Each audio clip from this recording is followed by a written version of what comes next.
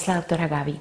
Hoy estoy aquí para hablarles sobre cómo protegernos de las enfermedades cardiovasculares, cómo disminuir nuestro factor de riesgo para tener infarto o ictus o accidentes cerebrovasculares.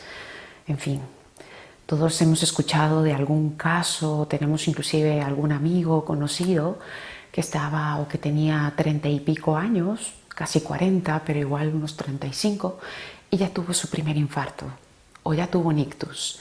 Estas historias, vamos, antes no se escuchaban para nada, pero hoy en día son cada vez más frecuentes. Personas que se consideran súper jóvenes ya están teniendo problemas de este tipo. O inclusive tensión arterial alta, que antes se daba más adelante, ya hay gente con 20 y pico, con 30 y pico de años y ya tiene tensión alta. Pues mal, ¿no?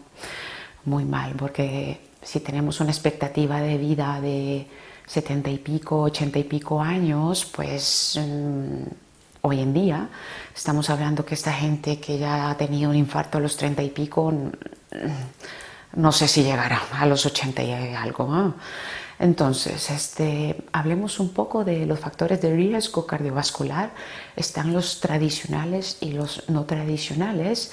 Y vamos a ver un poco lo no tradicional, porque yo creo que la gente se ha mirado súper bien, son los factores de riesgo tradicionales y se han esforzado para mejorar y todo. Pero los no tradicionales igual no lo tenemos bien mirado y vamos a verlo entonces hoy un poco. Todos sabemos que en el siglo XXI, o al menos los oyentes o los lectores de nuestras páginas, de nuestra página SOT o de mi blog en Health Matrix, que estamos comiendo muchos hidratos de carbono, que sobran, vamos, es excesivo lo que se está comiendo hoy en día a nivel de población mundial, a nivel del siglo XXI. Y un poco, por ejemplo, para poneros un ejemplo, en un momento dado, en el torrente sanguíneo, en la sangre, tenemos unos 4 gramos de azúcar circulando. Y estamos hablando que, por ejemplo, si te vas a beber una Coca-Cola, te estás pillando unos 39 gramos de azúcar. Entonces, de 4 te bebes 39 casi de un golpe, el cuerpo tiene que hacer algo para barrer toda esta azúcar y ponerla en su sitio, por decirlo de alguna forma. Para esto se utiliza la hormona insulina, que es una hormona que se encarga de este proceso, se encarga del azúcar de la sangre y la distribuye en las células, en los tejidos. Y bueno, si estamos comiendo una dieta a base de vegetales o de hidratos de carbono que tienen más fibra, pues el pico de azúcar no va a ser tan súbito. Pero si te estás bebiendo una Coca-Cola 2, 3 veces al día y tras de eso te lo comes con un gran plato de pasta, que cuando se termina de digerir la pasta es todo azúcar en la sangre, son en cierta forma considerados hidratos de carbono refinados como la bollería, son procesados, ¿no? Entonces estamos hablando que el cuerpo tiene que lidiar con muchísimo azúcar y tras muchísimos años se pueden dar problemas crónicos. Entonces eso por una parte. Por otra parte, también existe mucha comida artificial hoy en día, aparte, bueno, la Coca-Cola es un ejemplo clásico, pero está también las grasas de laboratorio, las grasas artificiales. Son grasas que son muy vulnerables, que se queman muy rápido y puedes pensar en el concepto como de dinamita, ¿no? Están a un paso de ser un explosivo. Son ácidos grasos que son vulnerables y se queman muy rápido. Eso hace que se oxiden rápido y así como te lo comes que se pueda estar oxidado, se oxida también en el cuerpo. Y sí, esos son dos conceptos que tienen mucha influencia para una mala salud y es lo que se está comiendo muchísimo como hoy en día. Entonces eso por una parte. Después también quería hablaros un poco del tema de la obesidad, porque hay mucha gente que es muy obesa pero está saludable, porque paradójicamente la grasa más inflamatoria es que la que se acumula aquí, en la cintura, en la cintura. En las vísceras es ese tipo de fenotipo de cuerpo que es como una manzana en oposición a una pera donde toda la grasa se acumula por el culete, por decirlo de alguna forma. Hay gente que tiene toda su grasa acumulada a nivel periférico, donde no pareciera hacer tanto daño. En cambio, hay otros que en la literatura inglesa inclusive les dicen los gordos flacos. Es decir, es gente que se ve delgada, pero que se le hace una resonancia magnética para ver acúmulo de grasa, está llena de grasa, pero toda la grasa está adentro de las vísceras. Esta grasa que se acumula en vísceras, que se acumula aquí en la tripa, es la grasa más inflamatoria que hay. Y entonces vamos a ver un poco más estos conceptos con detenimiento para que tengáis una buena idea. Y vamos a comenzar viendo el rol de la insulina en las enfermedades crónicas degenerativas o las enfermedades inflamatorias. La insulina es básicamente una hormona anabólica, es decir, aumenta los tejidos y su rol es barrer el azúcar de la sangre. Si tenemos una persona que ha bebido muchísimas Coca-Colas por muchísimos años, significa que está sobreestimulando la insulina y entra en un estado que se llama hiperinsulinemia o insulina alto en sangre. Y la insulina alta en sangre conduce a resistencia a la insulina, que quiere decir básicamente que cada vez hay que pegar un grito más alto de insulina para poder ser escuchado. Y esto conduce a acumulación de grasa. Muchas Coca-Colas por muchos años, pues sí, la persona se vuelve gorda. Aquí tenemos una gráfica que ilustra un poco cómo hay un gran pico de insulina en respuesta a cuatro alimentos que son muy ricos en azúcar, como lo es el azúcar normal, el pan blanco, el pan integral y el pan integral ultra fino.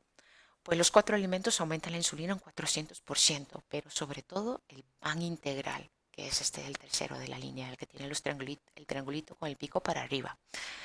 Esto es porque hoy en día, en el siglo XXI, el pan integral, su grano, el trigo, está demasiado demasiadamente industrializado, está muy modificado. Tiene miles de proteínas nuevas que antes, no, en los siglos anteriores, no tenía y es especialmente rico en azúcar o en inducir ese estado de hiperinsulinemia. Pues este es el gran problema que tenemos hoy en día y porque la gente se pone tan gorda por comer tanto pan. Entonces, resistencia a la insulina, sí, quiere decir que se requiere más insulina para tener el mismo efecto que cuando se es sensible a la insulina. Lo que quiere decir es que no se va a barrer bien el azúcar de la sangre y va a conllevar a hiperglicemia o azúcar alto en sangre. El azúcar alto en sangre conduce a disfunción endotelial, que es el revestimiento de las arterias, por ejemplo, las arterias que van al corazón o al cerebro, y esto se traduce en enfermedad cardiovascular. Pero también el azúcar alto en sangre a lo largo de los años conduce a atrofia de las células del cerebro o atrofia neuronal y al estrés oxidativo. Estrés oxidativo, podéis imaginar un clavo oxidado, que es un clavo básicamente, otro sinónimo sería inflamatorio. Y así se nos vuelve todo el cuerpo, oxidado, inflamado. Entonces, la hiperinsulinemia también aumenta el cáncer y esto lo hace a través del aumento de los péptidos similares a la insulina, que por sus siglas en inglés IGF-1. Para poner un ejemplo, gente con cáncer de colon y que está en estado de hiperinsulinemia tiene un factor pronóstico muchísimo peor. La hiperinsulinemia conduce también a déficit cognitivo, no solo por atrofia neuronal, sino por el estado de sobreestimulación de la insulina. Y el clásico ejemplo de déficit cognitivo es la enfermedad de Alzheimer. La resistencia a la insulina también nos da un perfil de colesterol que es muy inflamatorio, muy malo. De cuando nos hacemos una analítica de empresa o un control de sangre y vemos el colesterol, bueno, mucha gente se preocupa por el colesterol que llaman malo, que es el LDL, pero realmente lo que la gente debería preocuparse más es ver la proporción de colesterol bueno o HDL y los triglicéridos. Los triglicéridos es lo peor que hay del perfil de colesterol. Entre más bajo, mejor. El rango normal es 100 algo, pero preferiblemente es mejor tenerlo inclusive en dos dígitos, 90 y algo, 80 y algo. Entre más bajo, mejor realmente. ¿Ah? Es uno de los mejores predictores de enfermedad cardiovascular. Si tienes triglicéridos altos y colesterol bueno o malo, pues sí, estás en problemas. Y resulta ser que este colesterol bueno bajo y triglicéridos altos es un marcador fiable, excelente de resistencia a la insulina. Aquí tenemos un ejemplo también de un problema relativamente común cuando se nos hacen los acrocordones o fibromas o ese tipo de tejido que cuelga del cuello, a veces en las axilas, pero en otros sitios también. Pues por mucho tiempo en medicina convencional se dice que, bueno, no se sabe por qué se da. Puede ser el roce de las cadenas y los años, el envejecimiento. Pero se ha visto que es un marcador muy fiable también de resistencia a la insulina. Esto es porque el efecto del péptido similar a la insulina a nivel de las células de la piel hace que se produzcan ese tipo de tumoraciones, de tumores benignos de acrocordones. Y de hecho alguna publicación ya confirma que al tener más de 30 acrocordones se incrementa en un 52% el riesgo de desarrollo de diabetes tipo 2. Entonces, si nos salen muchos acrocordones, pues hay que fijarse un poco cómo nos estamos alimentando. En esta gráfica, bueno, podemos ver un poco más de lo mismo, un poco lo del acúmulo de la grasa visceral, pero en sí obesidad, que hay que mejor verlo desde un punto de vista de desequilibrio hormonal, donde hay mucha secreción o estimulación de la hormona insulina y no necesariamente de una sobreestimulación calórica. Mucha gente equivale el consumo alto de calorías con obesidad, cuando realmente este no es el caso. Hay gente que come mucha grasa, grasa de buena calidad y pocos hidratos de carbono refinados o ninguno y logran perder de peso, a pesar que esa grasa buena que se están comiendo es hipercalórica.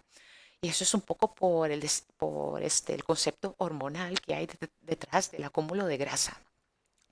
Tenemos entonces, por una parte, que si comemos mucha proteína animal, así como nos pasamos un montón de proteína, por efecto hormonal de la hormona que se llama incretina, vamos a estimular a la insulina. Pero lo más engordante son sobre todo los hidratos de carbono, como los hidratos de carbono refinados, es decir, pan, pasta, bollería, todo lo blanco, lo que digo yo, patatas, arroz, pan, pasta. Esto estimula la insulina como nada, como ninguna otra cosa. Y el estrés, por ejemplo, si haces turnos de noche o estás bajo mucho estrés y secretas mucha hormona de estrés que se llama cortisol, también estimula que tengas insulina alta en el cuerpo. Esto conduce a lo largo de los años a resistencia a la insulina y bueno, y a la obesidad, al acúmulo de grasa. Factores protectores, pues vinagre, el clásico vinagre sidra de manzana, como lo hemos mencionado en otros videos anteriores, nos ayuda a regular los niveles de azúcar en sangre. Y la fibra, que son, por ejemplo, si vas a comer hidratos de carbono, es mejor escoger hidratos de carbono de base vegetal, las verduras, las ensaladas. Y aquí por aparte tenemos una molécula muy curiosa que se llama fructosa, que es un tipo de azúcar, es el azúcar de la fruta, pero también de los jarabes de maíz o estos jarabes que se utilizan para endulzar prácticamente todo lo que encuentras en el supermercado. Lo venden inclusive en herboristerías porque es bajo en calorías y entonces para perder peso, pero miren qué inaceptable realmente la fructosa por sus características moleculares y porque se metaboliza en el hígado, es especial en inducir la insulina. De hecho, induce a resistencia a la insulina muy bien, más inclusive que los hidratos de carbono o que el azúcar sencillas de mesa. Y esto entonces conlleva a obesidad. Y bueno, y si tenemos mucha insulina, resistencia a insulina a lo largo de muchos años, vamos a tener cualquier cantidad de problemas de salud. Y por eso os pongo aquí los criterios diagnósticos del síndrome metabólico. En el síndrome metabólico clásicamente hay hipertensión arterial o tensión arterial alta, hay niveles de azúcar en ayunas altos, hay niveles de colesterol bueno bajos, hay triglicéridos, que decía que era lo peor que hay del panel de colesterol, altos, y hay mucha grasa, sobre todo acumulada a lo largo del perímetro abdominal. Es decir, estas son personas que tienen un tipo de cuerpo tipo manzana. Toda la grasa se les va a la tripa. Y aquí tenemos entonces los distintos valores que nos hace diagnosticar el síndrome metabólico. Pues circunferencia abdominal más de 110, más de 88. Aquí arriba tenemos las distintas sociedades o paneles de expertos y sus criterios. Algunos son más estrictos que otros, pero en síntesis, sí. Triglicéridos altos, colesterol bueno o bajo, tensión alta o la persona ya está tomando medicación para bajar la tensión arterial y azúcar en ayunas alto o inclusive ya un diagnóstico previo de intolerancia a los hidratos de carbono o de diabetes. Aquí tenemos una publicación de un cardiólogo inglés, y esta publicación es del British Medical Journal y básicamente nos resume un poco lo que hemos visto hasta ahora. En otras palabras, el colesterol LDL es el colesterol que se considera malo, pero se ha visto que este colesterol malo está compuesto en dos partículas o tiene dos grandes componentes: las partículas pequeñas o densas y las partículas grandes. Las densas pequeñas tipo B, podéis imaginar una analogía como una canica que está hecha de vidrio y que si la tiras en contra un papel lo rompe porque es muy fuerte, muy pesada. Pues podéis imaginar entonces cómo estas partículas pequeñas y densas en contra de vuestras paredes arteriales, el endotelio, pues lo rompe, o es una analogía.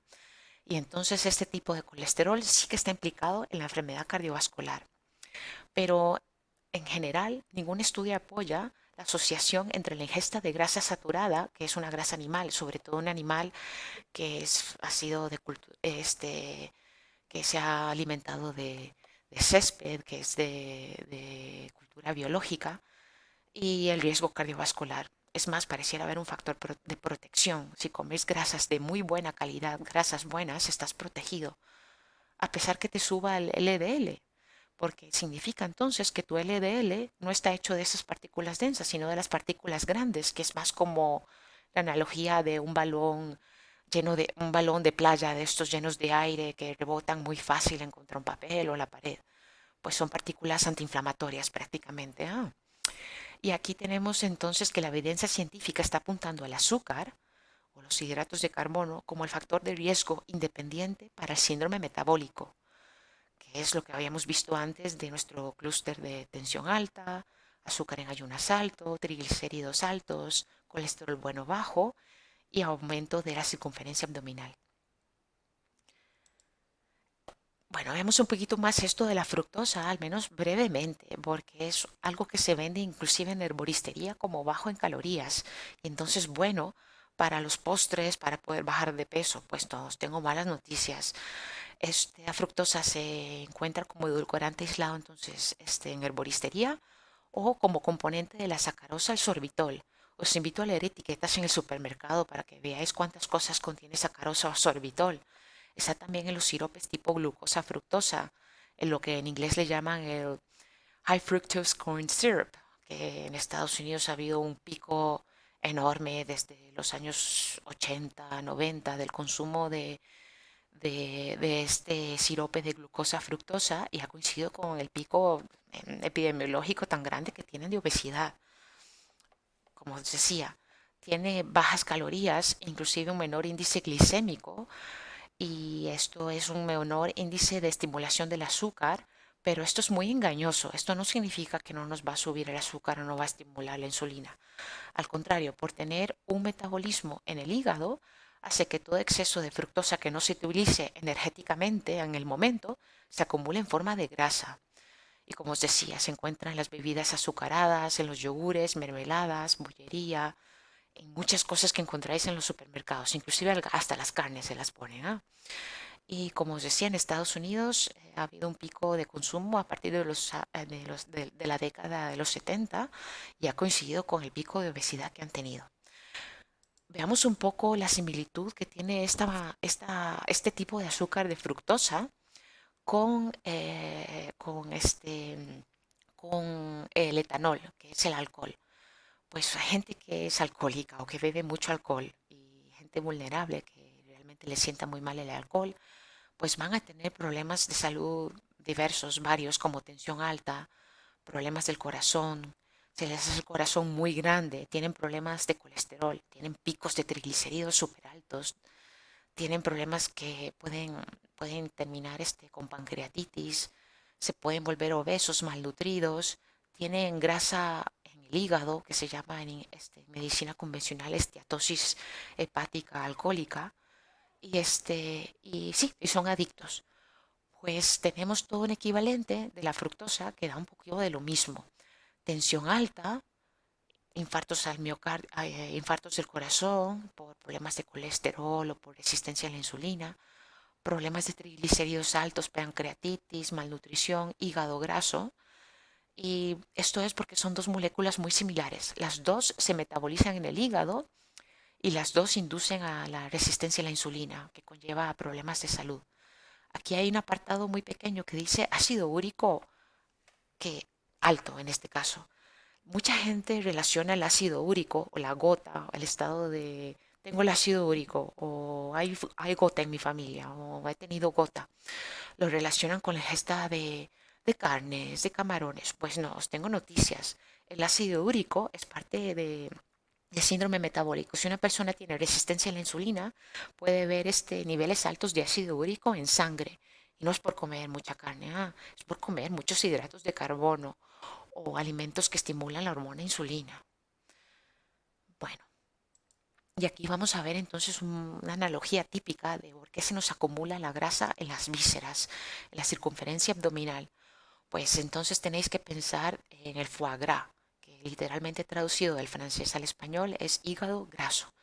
Y esto es como paté, foie gras es como un paté, y lo hacen de pato. Y lo que le hacen a los patos, les alimentan a los patos maíz y les fuerzan el maíz, así para que coman un montón de maíz. Y esto conlleva a hígado graso. Les hacen el hígado graso con la ingesta de maíz y los tienen que sacrificar pronto porque si no el pato se muere de la patología del hígado. Pues lo mismo en el ser humano. Si nosotros consumimos muchos hidratos de carbono, ya sea por este, siropes de fructosa, glucosa, que son derivados del maíz, o si comemos muchos hidratos de carbono refinados, como pasta, pan, patatas, arroz, pues se nos va a volver el hígado graso. Estimulamos la hormona insulina demasiado y todo el exceso de energía que no utilicemos en el momento se nos acumula en las vísceras. Y en el hígado es un clásico ejemplo, pero en otros sitios también. Veamos aquí un poco dónde más. Pues en el corazón, en el hígado, en el páncreas, en los músculos, alrededor de los vasos de los vasos sanguíneos, pues en las vísceras abdominales a lo largo de la tripa, pero también en los riñones y en el cuello. Esto conduce a inflamación, resistencia a la insulina, estrés oxidativo, secreción de moléculas inflamatorias como las adipocitoquinas, tensión alta y resistencia vascular, que prácticamente sí es tensión alta. Entonces, tenemos un gran riesgo de síndrome metabólico, de cumplir los criterios de síndrome metabólico, y tenemos aumento de riesgo de enfermedad cardiovascular, aterosclerosis, que se nos tapan las arterias, enfermedad cardiovascular. Prestad atención que hasta ahora he recalcado sobre todo los hidratos de carbono, que mucha gente todavía relaciona grasas animales con aterosclerosis y enfermedad cardiovascular. Pero aquí, si hay un alimento que consumimos hoy en día en el siglo XXI que tiene un potencial excelente para estimular la aterosclerosis y la enfermedad cardiovascular, pues ese alimento es los hidratos de carbono refinados. Veamos un poco entonces, el término médico convencional para acúmulo de grasa en las vísceras es grasa ectópica, grasa donde no tiene que estar prácticamente. Pues sí, aumentan la secreción de componentes inflamatorios, resistencia a la insulina, lo que decíamos antes, y todo este tipo de condiciones en el cuerpo conlleva a varias enfermedades. Y enfermedades que hay muchísimo hoy en día. Por ejemplo, el síndrome de apnea obstructiva del sueño, que es el SAOS. Diabetes tipo 2, pues hay un montón de diabetes hoy en día. Esteatosis hepática no alcohólica o hígado graso, cuando nos hacen un ultrasonido por cualquier otro motivo y el radiólogo nos dice, bueno, está todo bien, solo tienes hígado graso. Nada, pues no, no, nada. La gente que tiene diagnóstico de esteatosis hepática tiene una gran probabilidad de ser diagnosticada en años posteriores de diabetes tipo 2. Esto es, sí, clásico ejemplo de síndrome metabólico, ¿eh? Y también los síndromes de ovarios poliquísticos. Si habéis escuchado hablar de mujeres que tienen los ovarios poliquísticos, suelen ser mujeres que tienden a ser infértiles y tienen problemas tipo acné, tipo obesidad, todo lo que está relacionado a la resistencia a insulina. De hecho, el tratamiento que les dan es metformina, que es básicamente una pastilla para la diabetes que sensibiliza a la insulina. Veamos otro ejemplo que casi nunca se habla, cuando se nos acumula la grasa en el músculo. Bueno, cuando se nos acumula los triglicéridos en el músculo, significa que estamos haciendo una inducción de resistencia a la insulina. Pacientes con diabetes que tienen más grasa en los músculos tienen más grueso la íntima media carotidia. La carótida es un vaso que va al cerebro y entre más grueso, pues peor. Inclusive si hay un grosor importante, le llamamos ya en medicina convencional daño de órgano diana. Es decir, esta persona ya tiene un daño en los vasos que le predispone a tener un ictus y a enfermedad cardiovascular. El depósito de grasa en el músculo en respuesta obviamente a un consumo alto de hidratos de carbono que sobreestimulan la insulina. Bueno, el depósito de esta grasa en el músculo está asociado a aterosclerosis, al aumentar la resistencia a la insulina, independientemente de la obesidad en general. Hay personas que se consideran hoy en día gordos, flacos, es decir, los vemos y no parecieran ser obesos, igual un poquito de relleno o no, podría pasar como una persona normal. Pero si les hacen una resonancia magnética a estas personas para ver contenido de grasa, vemos que tienen un montón de grasa y toda esta grasa está acumulada en las vísceras, como el paté, ¿no? Como el hígado graso, como el foie gras. Pues estas personas, aunque sean delgadas, tienen un gran riesgo cardiovascular porque esa grasa que tienen acumulada es súper inflamatoria. Y entonces un poco para tener presente que el músculo es un destino favorito del exceso de azúcar, ¿no? En forma de que se transforme a grasa y se acumule en los músculos, ¿vale? Y esto significa que hay entonces resistencia a la insulina. Y sí, y en el corazón obviamente el acúmulo de grasa en respuesta a la insulina conduce a calcificación de los vasos que van al corazón. Y esto sí, esto está asociado a infartos, aterosclerosis también de los mismos vasos, pero también a secreción de moléculas inflamatorias a nivel de los vasos. Y los triglicéridos, lo que se acumula adentro del corazón, conduce a insuficiencia cardíaca y a estas miocardiopatías. Esta es otra palabra para decir problemas de corazón, los clásicos problemas de corazón que tienen las personas que beben mucho alcohol, pero también puede haber entonces este mismo problema de corazón en personas que consumen muchos hidratos de carbono y tienen resistencia a la insulina. Bueno, aquí les dejo entonces una gráfica para que podáis ver mejor lo que hemos hablado hasta ahora. Si se acumulan las vísceras, en el hígado, en el músculo, en el cuello, en el riñón, en el páncreas, así, y todos los problemas que tenemos de salud. Todos estos problemas, resistencia a la insulina, inflamación, estrés oxidativo, calcificación, que el ritmo del corazón no esté bien, arritmias, problemas en la cascada de la coagulación, que comencemos a hacer albuminuria o proteína en la orina, tensión alta, resistencia vascular, etcétera. Todo esto lo encontramos en las enfermedades degenerativas crónicas, que son enfermedades inflamatorias, clásicamente la enfermedad cardiovascular. Y entonces aquí podemos ver por qué si una persona, bueno, se saca muy buena nota en lo que son los factores de riesgo tradicionales, que es, bueno, mi abuelo, mi padre tuvo un infarto, tengo el colesterol malo bueno y es decir, el colesterol malo bajo lo tengo, no fumo, sí, tengo unos 40 y algo, bueno, igual unos 30 y algo, o unos 50 y algo, varones, no, bueno, soy mujer, ni siquiera he tenido la menopausia, no soy hipertenso y tengo el azúcar en rango normal de acuerdo al laboratorio y aún así, a pesar que saquemos una buena nota en esos factores de riesgo tradicional, pues podemos tener problemas de salud tipo enfermedad cardiovascular. Y es porque no miramos bien o no se mira bien los factores de riesgo no tradicionales, que es todo lo que he hablado hasta ahora, que conduce al síndrome metabólico. Y en pocas palabras, el consumo de mucho hidrato de carbono refinado, o todo lo blanco, entre comillas.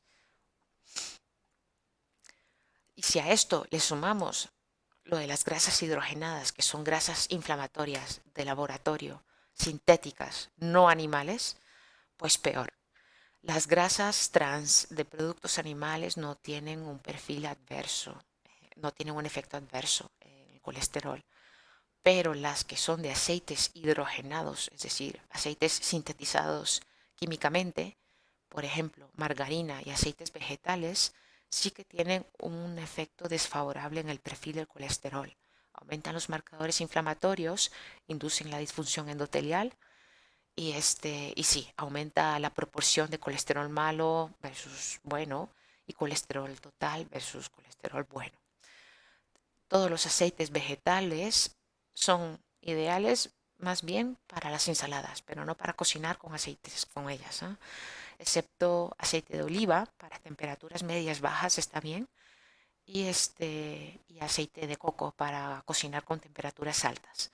Pero la margarina, que aún todavía la venden en el supermercado como buena para la salud, no hay nada peor que la salud que la margarina. Es un favor enorme mejor, preferir mantequilla, sobre todo si es una mantequilla de un animal que se alimentó de césped, que es lo que tiene que ser, de lo que se tiene que alimentar las vacas. Y como última advertencia, por favor, sí, prestad mucha atención a los conflictos de intereses, a los conflictos de intereses. Este, entre mayor el interés financiero, entre otras cosas, en un área científica, es menos probable que los resultados científicos sean ciertos. Por ejemplo, pasta varilla es una pasta, si no me equivoco, es italiana esta marca. Esta gente en el 2016 invirtió casi $500,000 en investigación que influencia normas nutricionales globales. Entonces nos encontramos estudios con que dice que comer pasta es bueno para la salud, como la pirámide nutricional entre comillas, porque la pirámide está hecha por el Departamento de Agricultura de los Estados Unidos. Y un departamento de agricultura, pues sí, lo que cosechan es eso, ¿no? Trigo que después se va a convertir en pasta, pan, etcétera. Por eso en la base nos encontramos pan, pasta y todo ese tipo de alimentos. Después, la Coca-Cola. Bueno, esta gente está bastante ocupada invirtiendo por todos sitios. En el 2015, al menos $4 millones en proyectos de investigación sobre la obesidad. He encontrado estudios de obesidad de muy buena calidad y ves en los conflictos de intereses de los autores que fueron financiados por Coca-Cola.